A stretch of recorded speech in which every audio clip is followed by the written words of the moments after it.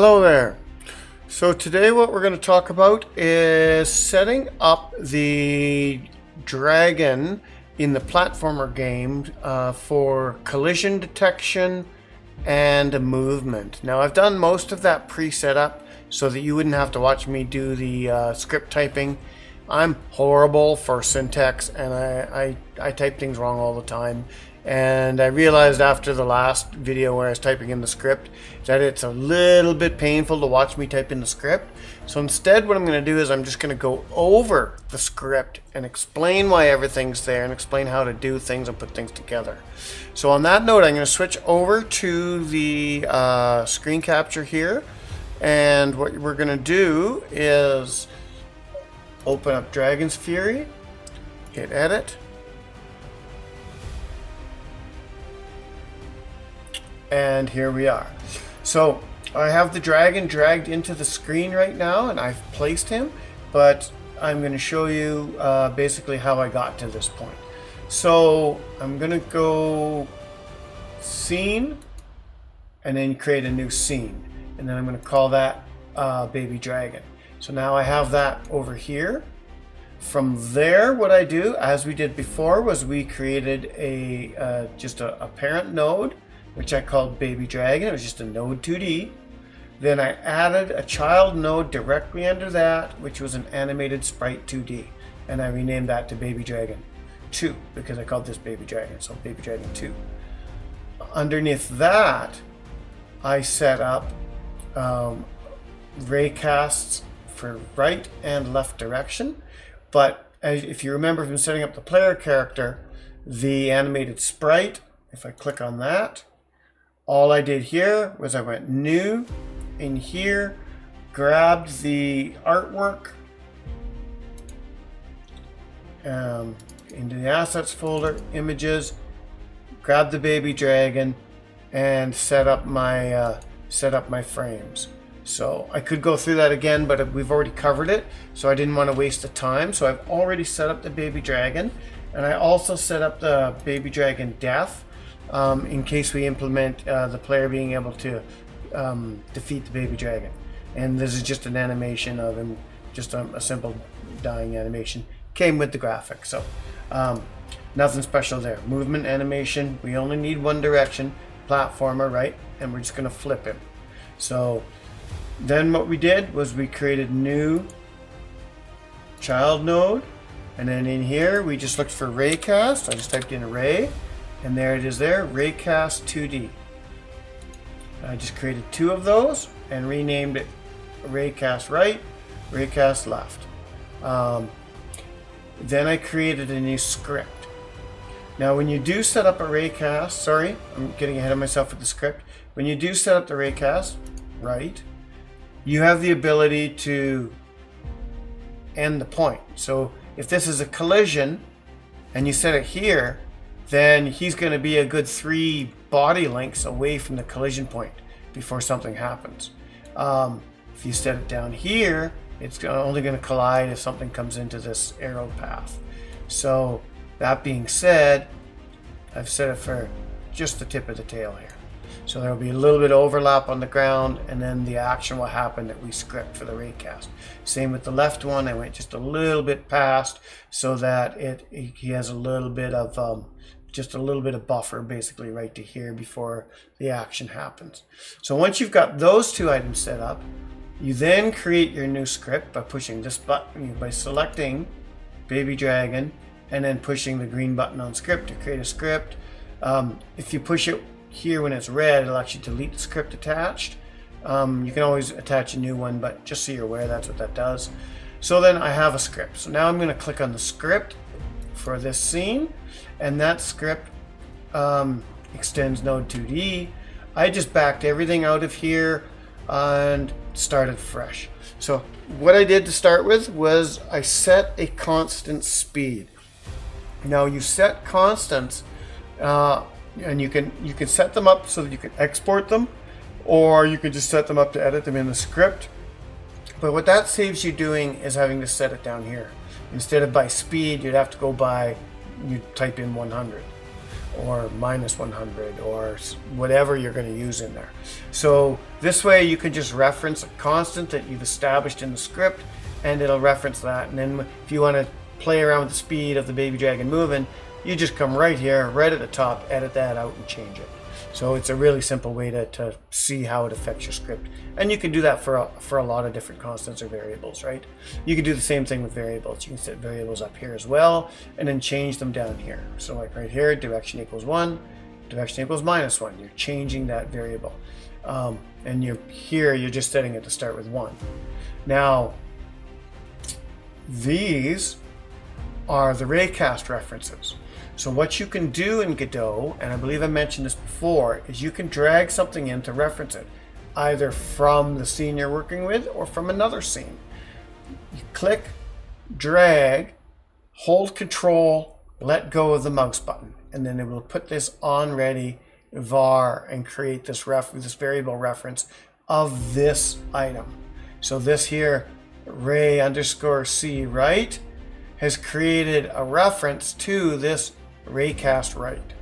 Because this is called raycast right, but it's automatically come up with this naming convention and just put it in there. Same with the left one. So those just drag, hold Control drop, drag, hold Control drop, and same thing for the animation. This is the animated sprite 2D, drag, hold Control drop, and now you've got a reference to your animated sprite 2D equals baby dragon 2. And just a little tip as we get down here, you'll notice that these green are not what they're referenced by in the script. They're referenced by the right, by the white. So that's important to know, because when I was first starting out and I was first trying to play around, I was trying to reference by this here. So I'd try and reference by that, and I couldn't figure out why I was getting my red errors. And then finally I tried this out of desperation, and all of a sudden realized that that's what I needed to be referencing, not this. So just keep that in mind. You're not actually referencing this name, you're referencing what it's built as a export reference for it, what it set the variable up to be. So it created a variable for this and called it ray C right. So just be aware of that. It was a little confusing for me to get my head around it, but I figure I'm probably saving you a bunch of frustration by explaining that to you. So now we come down here, we've set up our references, everything we need in the script, and this is a pretty simple script. Like, this is about as simple as they get. That movement script was pretty simple that I showed you, but this is just as easy. This is just a simple ping pong back and forth and change direction of the sprite. So function process delta is what we run here. So, and what delta is, it's a lot of people don't understand what delta is. Delta seems kind of like this mysterious thing. All delta is a normalizer over a second of time. So basically imagine that you've set this to move at 100 pixels in whatever direction, doesn't matter. You set it to move at 100 pixels. Okay, now it's going to try and do that without delta over the course of a second, or however long it takes to draw those 100 over the frames. And so what's going to happen is, if you've got a really fast graphic card, not much going on, you're not loading it down, you see my mouse cursor? Zing! Just flies off screen. Do that again. Zing! Flies off screen. But if you've got a slow graphics card, chunk, chunk, chunk, chunk, chunk. And what delta does is just normalizes that over the course of a second, or over the course of X amount of frames. It's not really a second, it's over 60 frames. But there's 60 frames in a second, generally speaking, or whatever you set in your project setting. But we'll just say 60 frames a second, normalize over 60 frames a second. So it'll move 100 pixels over 60 frames a second, and it'll smooth that out depending on your graphic card. So if your graphic card can only render 30, it'll skip a frame and normalize that out. If it can do 120, well, it'll slow that down and normalize that out. That's what delta does. Delta normalizes out over the course of 60 frames per second. So that's all you got to know about delta. Delta is a great way to make sure everything just lines up and smooths out and time flows as it's supposed to. That being said, you're calling that function to process your delta. And in the process of running that delta, it's going to run all this script here. So the first thing it's going to do is it's going to do an if statement. So if the raycast is colliding with anything at all, direction equals 1. And that's the raycast left. All right, so it's going to set it to left, which is where it starts at. And then if we jump down here to the if raycast right is colliding, set that to -1, right? And so how we can see why that's important and then where this flip comes in is flip equals true and flip equals false. So where that comes in is if I click on my baby dragon animation, you can see it's pointing left. So it's pointing left already.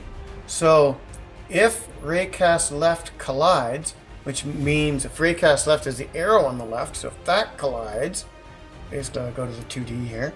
This arrow here, if that collides with anything, then what we want to do is we want to first flip the graphic over, or we're going to change the direction. So now it starts moving the opposite direction, which would be right, because in Godot, positive is to the right, negative is to the left. So we're moving in a left direct. We want to switch that so that we're moving in the right direction, and then we want to, because this graphic down here, the default is facing left, we want to flip that. So flip horizontal equals true, and so that'll flip that over so that it's now facing right as it moves right. Then when it collides on the right, we want it to move in the opposite direction to the left, so we want to go in a minus direction. So we set direction to -1, and then baby dragon 2 graphic is not flipped, so it reverts back to its original left pointing interface. And so that's all that is. Then we save that scene, we come back to level 1, we scroll down to our baby dragon, go to 2D, drag our baby dragon into the scene, place him here in the scene. And now what's really important when you place him, I had to add this extra block in here for this exercise. I'll probably clean that up as I do a little more flushing out to actually make this playable. But I had to I shrank my dragon down a little bit just to get the scale of the character better. And then I also moved in my baby dragon, I just simply selected my raycast and hit move, and the origin point was here, and what I did was I moved it down slightly, because what I wanted to do was I wanted to make sure that this arrow was making contact with the physics collider that we had set up for this tile map. So now when he bumps into when this arrow touches here, he bounces back and forth, but he was a little taller, and that was up more at the origin point before. And so what was happening is this arrow would come just over, and so he would just keep traveling. The physics wouldn't take effect because the arrow wasn't making contact with that collision zone. So that's important to know when placing your raycast. Where that arrow is actually going to touch is what affects the behavior pattern associated to the raycast call. So keeping that in mind. But anyway, so we shrank him down, we got that there, and now I'll show you the end result. Now the player also has a collider on him. So I'll show you that. We'll just run over here, jump down. Now see this? I'm blocked out here. What that is when I set up my tile set map, I messed up just a little bit where I put my outside corner here, and it's down just a hair from this one, so I'm getting stuck there. So I need to go in and fix my physics for that, but again there, same thing, same problem. So just so if you run into that, you know what's going on. You didn't quite place those. Go back in, edit that physics layer, and fix them. Now we come over to here, run up that hill, and you can see when he comes over, he collides, flips, walks in the other direction. I'm going to jump over him so you can see it from this angle. Same thing. And then if he runs into the player, same thing's going to happen because we don't have any action set up for him yet. And there you have it. That is what we went over today. So we set up our script I explained to you how the script works and why you use it and how you can set in references to create variables from other nodes. Then we showed you how the raycast needs to line up with the physics zone, and how to make the motion and direction all go by delta, and we explained what delta was. So I hope you got a lot out of this one. Small script, but a lot of powerful stuff in there. Also, not a lot of nodes. We created a new scene to use, and we set up those nodes, but those raycast nodes are important, and you're going to use them in other episodes. In the next episode, all I'm probably going to do is set up so when the player hits the dragon, he dies and loses a life. The player will have 3 lives. Also, if the player falls down into the water, we'll set up a collision zone there that also does the same effect. Restarts the level with the player, takes away a life, and yeah, and that'll kind of wrap up the platformer.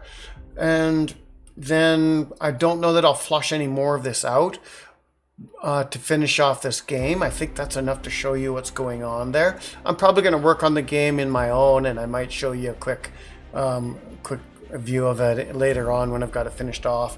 However, I think that that's probably enough to get you building your own. It'll show you all the components and stuff, and you'll be ready to rock and roll. Then from there, what we'll do after we wrap up in the next one, we'll move on to probably a top-down one using shapes and colliders and navigation, using some basic top-down movement. We'll probably make a real simple game. Maybe have multiple lives, maybe have some points. You can collect points and stuff and things like that. Yeah, we'll go from there. We'll see what we decide to do. And then after that one, we'll probably move on to like top-down bullet hell or an RPG or something, and we'll just keep moving, and we'll just keep moving through, and we'll just keep adding more factors and more things for you to build upon and learn, and we'll keep going from there. And hopefully by the end of this series, you'll be pretty adept at using Godot. My skills will definitely get better, and I think that we all will have learned a bunch. So I'll see you in the next one. Have a great day.